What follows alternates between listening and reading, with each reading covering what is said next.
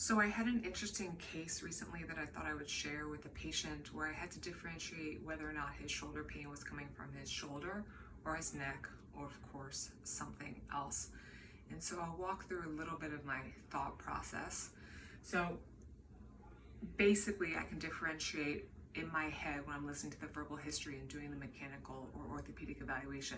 Is this coming from the shoulder joint, which is what I would call a mechanical problem, a neck joint, a mechanical neck joint problem, a tendon in the shoulder, because we know tendinopathies in the shoulder are quite common, or something else. And obviously that other bucket is large, but that's kind of how I frame it in my head based on prevalence. The other bucket is going to be small, your frozen shoulders, your structural problem, it's like a ligament tear or a muscle tear. So I understand that bucket's big, but for now, I try to keep it simple. So for starters, he said the pain came on for no apparent reason. So I'm kind of thinking that's either shoulder or neck joint, probably, because tendons usually don't become problematic for no apparent reason. The patient typically remembers, oh, I started doing this, or I changed an activity and the tendon started hurting. No apparent reason is probably not structural, right? You probably didn't tear a ligament or tear a muscle or fracture a bone without remembering how it began. So onset makes me think it's probably mechanical. These are prevalences, these are not absolutes. Secondly, the symptom was behind the shoulder. Now, shoulder joints can refer posteriorly. I've never seen it. I know some of my mentors have, but that location of pain being behind the shoulder makes me less inclined to think it's the shoulder joint and much more inclined to think it's coming from the neck joints. It also would be a very unlikely place for a tendinopathy to occur in one of the tendons posterior to the shoulder. It can, but I'm not going to put a check mark there because that would be very rare. I've never seen a tendinopathy of the musculature in the back of the shoulder. When I pressed him, I said, where else do you feel anything, any pain, anything in the arm, hand, elbow, anything in the neck? He said, yes, I also feel some right pain on my neck, which is the side of the posterior shoulder pain. So that is making me think more that it could be coming from the neck. Not always, but if there's someone who has right neck and right posterior shoulder pain, to me it's more likely that it's the posterior shoulder pain is coming from the neck, not the shoulder. What makes it worse? He says doing a bench press makes it worse consistently, and that sometimes I'll have some ache during the day, but it's basically the shoulder bench press, which makes me think shoulder joint or neck joint. It doesn't make me think a tendon, because the tendons in the back of the shoulder are not working the most with anterior motion of a bench press. And what makes it better? Just avoiding those things.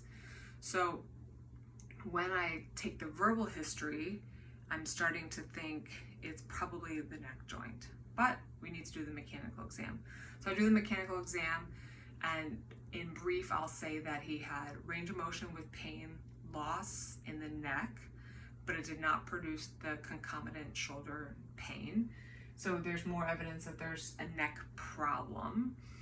He also had range of motion loss and painful motion in the shoulder joint in multiple planes. So that's kind of making me think more shoulder joint, not, for example, tendon. Shoulder strength was good. For the record, I did not lie him down prone and test the posterior musculature, but shoulder in all the standing motions was strong. There was some thumb extension and finger abduction weakness, which makes me think more neck. So the strength of the shoulder being good is kind of making me think a little bit more neck if there's hand weakness. And then when I didn't bother testing nerve tension, and I didn't look at any special tests of the shoulder. So that's kind of where my head is when I start my repeated movement exam. So I wanted to start at the neck, and we did, a push-up was his functional baseline. A push-up was painful in the posterior shoulder. So that could be shoulder joint or neck probably. So I'm still thinking as a joint derangement, leaning towards the neck, could also be in the shoulder joint.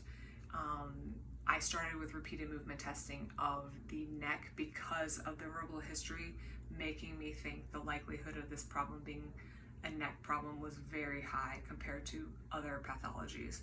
So we started with retraction extension. Many of his baselines improved. I sent him home with that. He came back and said it was the same. Every day he goes to the gym, bench press is the same, and he really thinks it's a shoulder problem. So here's where we get into some of the difficulties, but I did say, let's look at the shoulder. And I did 4 or 5 different repeated motions of the shoulder. None of them made his baselines better, and some of them made his baselines worse. Now, making someone worse doesn't necessarily tell me that we found the problem. It can just be irritating a problem or a pain that's there.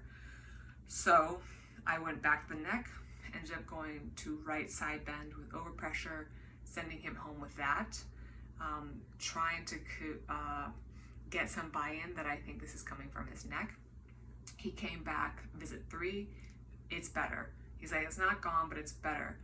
So I did more right side bending with overpressure. I had done some mobilizations on visit 2, and it didn't seem, his baselines didn't even get better. So I wasn't convinced that he needed more right side bend. So I went back to the sagittal plane and did retraction with clinician overpressure, and that was the best his baselines had been. So his shoulder baselines, much improved, neck baselines, much improved. So I sent him home with retraction, with overpressure, and we decided that since he was already seeing improvements, we wouldn't schedule and he would just let me know if he wasn't seeing the improvements that he wanted. But I was quite convinced that because of the marked change I saw with retraction on his baselines versus retraction extension and versus right side bend and versus shoulder motions, that yes, this was the directional preference for this gentleman's problem. The problem was a mechanical joint derangement in the neck, and his directional preference was retraction with some overpressure. And this case kind of encapsulates how it can be tricky with patients, looking for the root cause versus the site of the pain. Patients have ideas about where their pain is coming from. I have ideas about where the pain is coming from, but I have to ultimately prove it. So when I'm listening to the verbal history, I'm starting to ask myself, which bucket is this most likely in? And it's based on prevalence and experience and knowledge of how things work. Again, I'm finding 70 to 80% of the people who I see have a mechanical joint derangement, either in the spine or the extremity joint, which is an orthopedic idea put forth by Robin McKenzie, and it's a separate diagnosis than a tendinopathy or a frozen shoulder or fracture or a muscle being tight. Those diagnoses I find are few and far between. They're on my radar, but I find most problems are joints just getting tweaked. When they get tweaked a little bit, they can create local and or referred pain. They can create weakness, muscles not testing strong, nerve tension, and functional deficits. So if the diagnosis is a joint derangement, I'm looking for what is the motion that this patient needs to restore that joint to normal function and therefore abolish all the problems. And for this patient, his posterior right shoulder pain and his right neck pain, which he wasn't complaining about, seemed to be fixed with a directional preference of going into neck retraction.